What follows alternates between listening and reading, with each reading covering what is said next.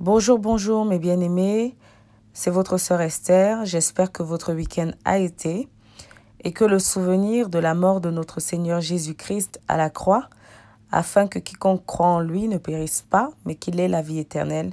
J'espère que voilà, ce souvenir vous a rafraîchi, vous a vraiment fortifié, également encouragé justement dans l'assurance qui se trouve dans notre Seigneur et Sauveur, car il est mort et ressuscité et il est bien vivant.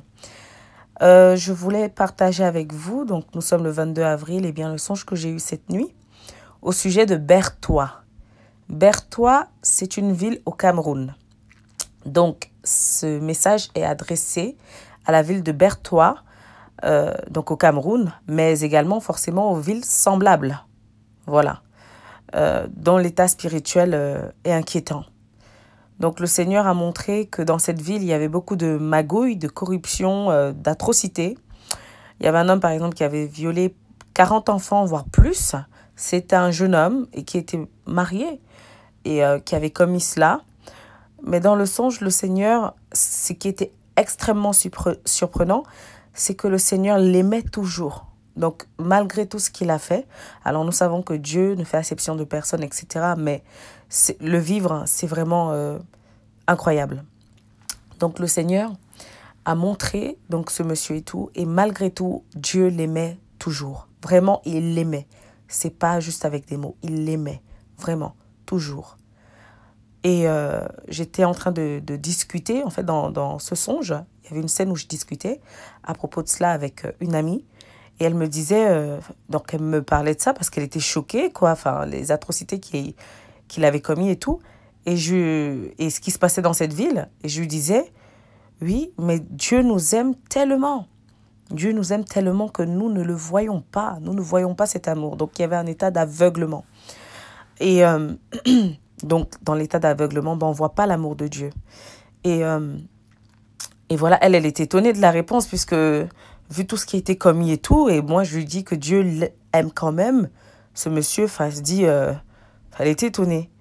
Et ce qui pourrait nous surprendre nous aussi, parce que, voilà, on n'y penserait pas, justement, que Dieu aussi les aime. Enfin, on y pense, on sait que oui, sa parole dit bien qu'il fait exception de personne et tout, mais nous savons aussi que ceux qui sont rebelles, voilà, se rebellent contre Dieu et tout. Et souvent, nous oublions que nous aussi, nous étions rebelles. Nous aussi, nous n'étions pas mieux qu'un meurtrier, ni qu'un violeur ou un voleur. Alors, le Seigneur veut, par là, montrer que son amour ne fait exception de personne et qu'il faut porter aussi ces personnes dans nos prières. Il faut porter aussi ces personnes dans nos prières, des meurtriers, des voleurs, des adultères, etc., mais également les victimes, les enfants qui ont subi ces viols, les personnes, bien sûr, on ne peut plus prier pour les morts, mais par contre, leurs familles, les personnes qui sont vivantes de ces victimes, justement de meurtres, etc., les victimes de vol, afin qu'ils puissent pardonner à leurs voleurs, mais de prier aussi pour ceux qui sont dans cet état-là, afin que, parce que imaginez-vous, si nous ne prions pour eux, qui le fera? Donc vraiment que le Seigneur prenne pitié de ceux qui commettent de telles atrocités, car il a montré qu'il les aime eux aussi. Il a aussi le souci de leurs âmes.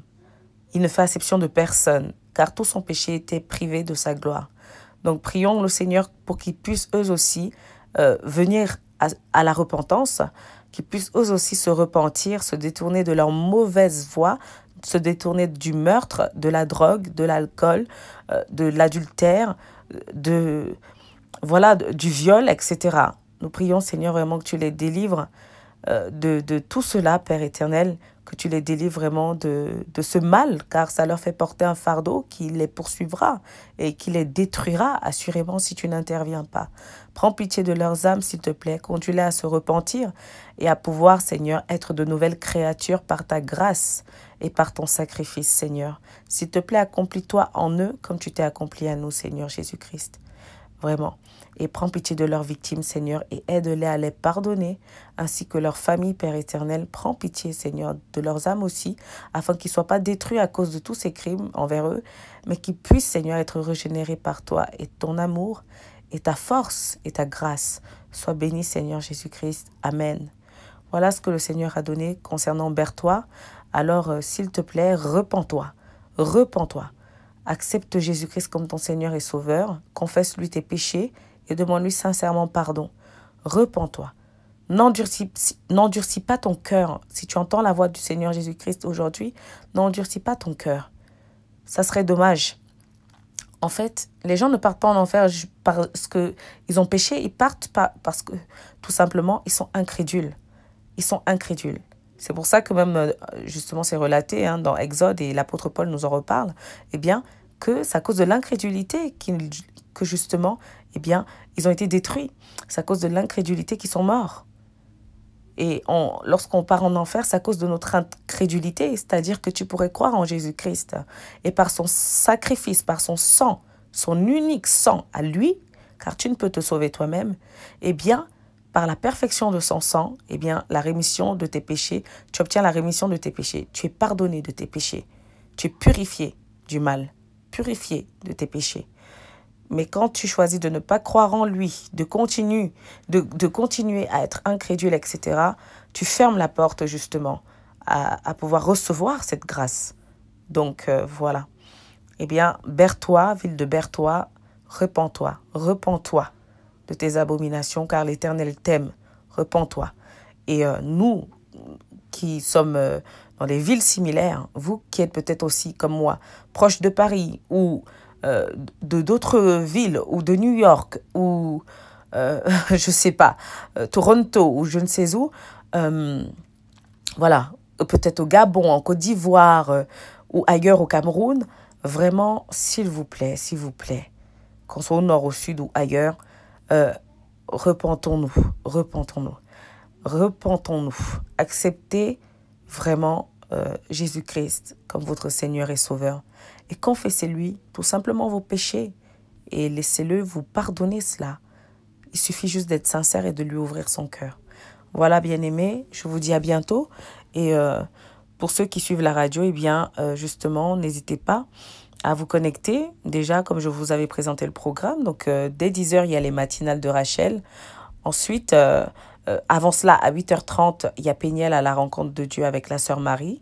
Dès 10h, il y a donc les matinales de Rachel. Ensuite, à 14h30, chaque lundi, c'est hebdomadaire, vous avez donc les adultères spirituels. Ensuite, dès 16h, eh bien, vous avez l'avenir en Christ avec la sœur Nadia. Les adultères spirituels, c'est avec la sœur Rachel. Et quant à moi, vous me retrouvez donc tous les samedis dès 10h, Dieu voulant, eh bien, sur Radio Menorah Yeshua.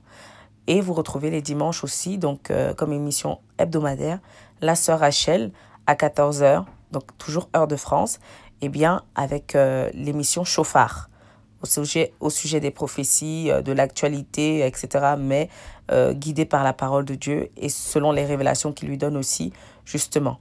Eh bien, soyez bénis abondamment, je vous dis à bientôt, et vraiment que Dieu vous garde éveillés, que Dieu garde vos cœurs prêts, oui, prêts à son avènement, et que le Seigneur puisse eh bien, continuer de vous garder en paix. Allez, bye.